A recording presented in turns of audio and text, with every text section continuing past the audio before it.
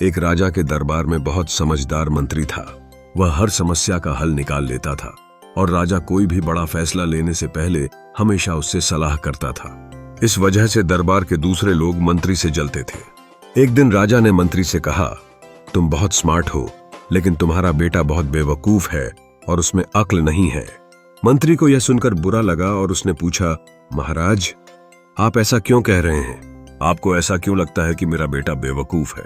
राजा ने कहा, हर सुबह जब मैं जनता से मिलने जाता हूं तो तुम्हारा बेटा वहां मौजूद होता है।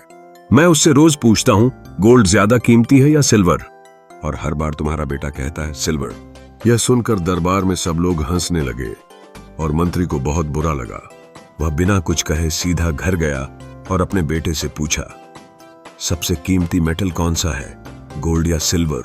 बेटे ने तुरंत जवाब दिया, पापा, गोल्ड। मंत्री ने फिर पूछा, अगर तुम्हें पता है कि गोल्ड ज्यादा कीमती है तो तुम रोज राजा को गलत जवाब क्यों देते हो और सिल्वर को ज्यादा कीमती क्यों बताते हो?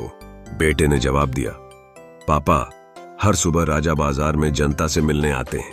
रोज वह मुझे बुलाते हैं, मेरे सामने 2 कॉइन्स रखते हैं, एक सिल्वर और एक गोल्ड, और मुझसे कहते हैं सबसे कीमती कॉइन उठाओ।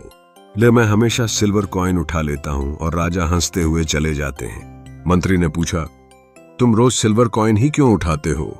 आज इसकी वजह से पूरे दरबार ने मेरा मजाक उड़ाया। बेटे ने अपने पापा को अपने कमरे में ले जाकर एक डिब्बा खोला। वह डिब्बा सिल्वर कॉइन्स से भरा हुआ था।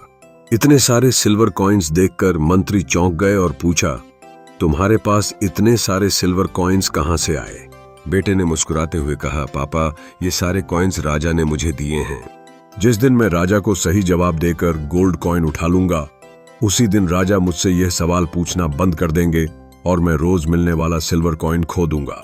राजा को यह पसंद है कि मैं सिल्वर कॉइन उठाऊं और कहूं कि सिल्वर ज्यादा कीमती है। वह हंसते हैं और ज्यादा नहीं सोचते।